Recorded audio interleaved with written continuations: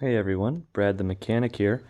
We're working on a 2004 Suzuki Grand Vitara. This is just rear wheel drive. We're going to be changing the steering rack on this. I'm going to be popping the tie rods off, popping the lines off, getting it off. But first, we are going to put jack stands under there, set it down on the jack stands, pop the wheels off, and crawl under there and look at the next steps.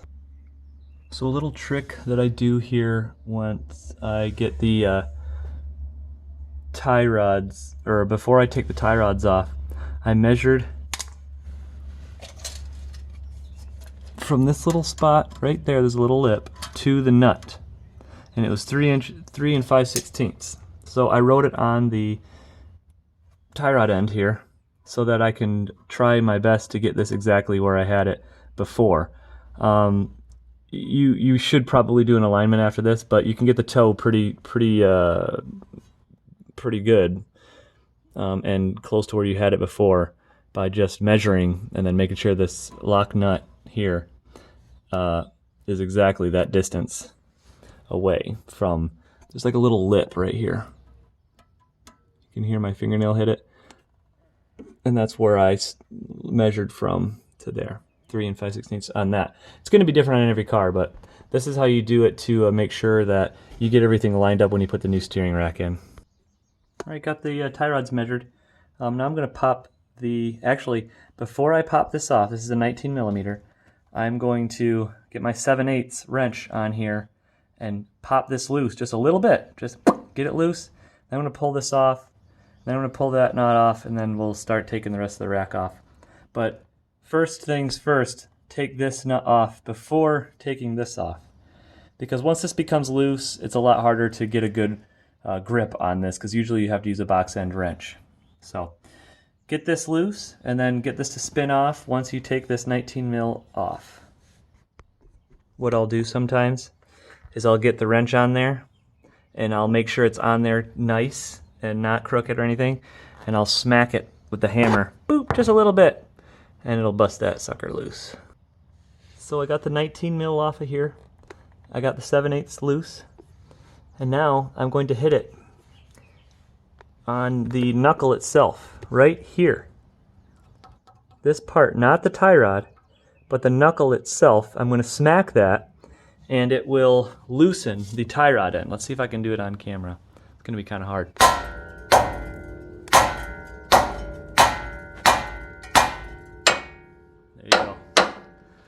Comes right loose. So now we're going to do the other side, and then we'll crawl underneath and start popping the lines off.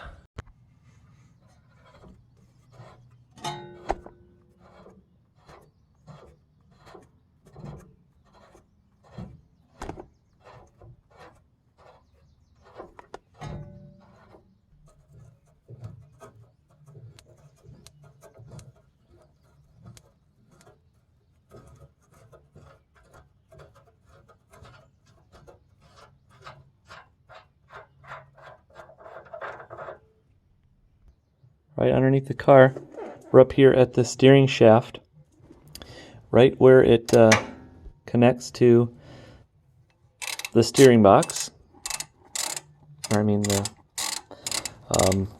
steering rack. So now that I got that off, that is a 12 millimeter, and I actually had to turn the wheel a little bit to the left in order to get this to be accessible. So remember that when you're putting stuff back together, if you have stuff twisted, you don't want to twist it the wrong way or do it too far. Now that's going to come out, and then this is going to go up that way. I'm going to get a screwdriver and pry it up, and that'll pop right off of there. All right, I got this the steering shaft off of the steering rack. It was kind of hard because it was all rusted and corroded. I had to hit it with a chisel just to get it up. And then I took all four, just 1, 2, 3, and 4, and they are all 13 millimeters.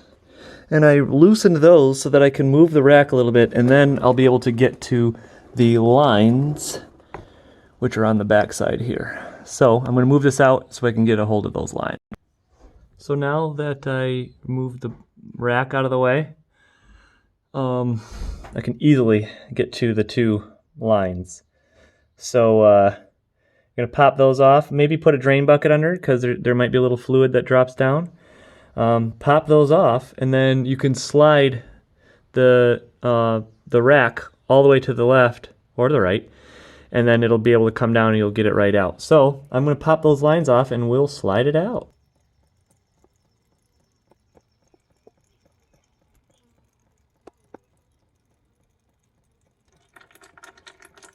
Ugh. It's peeing.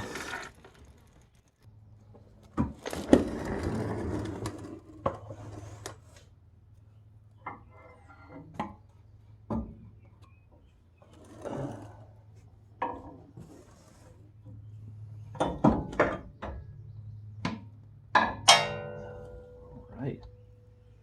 Got this bad boy out. I'm going to set it here so it don't drain fluid everywhere. And then I'm going to clean it up a little bit, make sure we're good to go. So these brackets, they come off. You're going to want to take this rubber boot off too and replace that onto the new steering rack. There's another one up here too. Right here. It's going to kind of push this off. As you can see, it's coming out now. Push a little down here. Lift up on it. Get that off. Boom, shakalaka. Alright, now we're ready to put the other rack together and get it in there. One last thing. This boot here, this dust cover, you're going to want to put on the new rack because it doesn't come with the new one. Alright, so I'm getting this put back in there. I put the bushings back on and I have them ready to go. And then down here with the two 18 mils, make sure you put the gaskets on. There's two copper gaskets, one here and one here, one here and one here. So make sure those are on there, then get those tight. But you're going to want to make sure that those are on before you bolt this up to here. So these are the last thing you take off before you remove the rack, and the first thing you put on when you put it in. That way, when you bolt it up, because it's going to bolt all the way up to here, you won't have room there. So this way you have room. So now I'm going to push it up here and get the fasteners in for to hold the steering rack assembly in.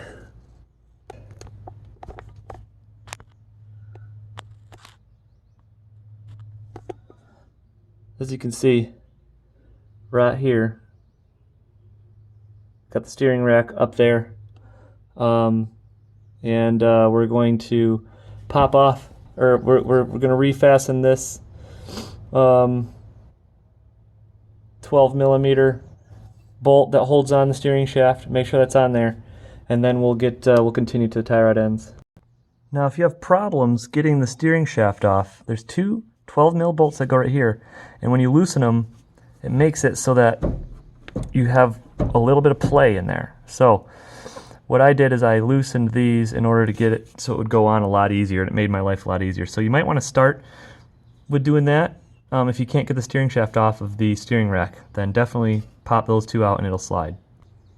Okay, so we got the steering rack all fastened in there. We got the lines on. I came down here to the tie rod ends, got the tie rod ends, plugged them in, got the nut tight. We are going to have to put an alignment on this because it's not exactly the way it was before. So even though I measured these, I'm still going to put an alignment on it. I'm going to do an alignment myself. But yeah, once you get those in there and the lines on, so what you're going to want to do before you start the vehicle, so you want to come up here, fill up the power steering fluid, fill it all the way up to the full mark, and then go inside without starting the vehicle, turn the wheel back and forth. all the way from lock to lock. Do it about 15-20 times, and what that's going to do, that's going to pump the fluid and kind of get the air bubbles out of it before you start it. That way when you start it, it's not going to whine a lot, and it's not going to have it sit here with a bunch of air on the system. So make sure you get that topped off, and then you can start it to try to make sure it's all good and gravy. All right, so I got everything tight, and I got the wheels on. And I tied a rope to the back part of the rear tire. And now, in order to make the alignment just right, you can pull this string and see how it's perfectly straight, everything lines up.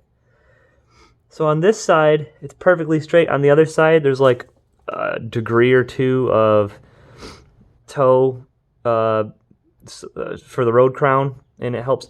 What you want is the car to always fade just slightly to the right, so that if you let go of the wheel or you fall asleep, your car falls to the right into the side of the road, not into oncoming traffic. But as you can see, this is just kind of a redneck way of doing an alignment, making sure the front tires and the rear tires line up. I'm going to go take it for a test drive and make sure it's all good. I got the fluid topped off. I'm going to do the steering wheel back and forth a few times before I start it, and we should be good to go. So remember, always use your jack stands, always be safe. Make sure that when you top off the fluid, go back and forth with the steering wheel. Make sure to get all the air bubbles out, and you should be good. Okay, you guys, you don't have to like or subscribe. I just want people to get their cars fixed.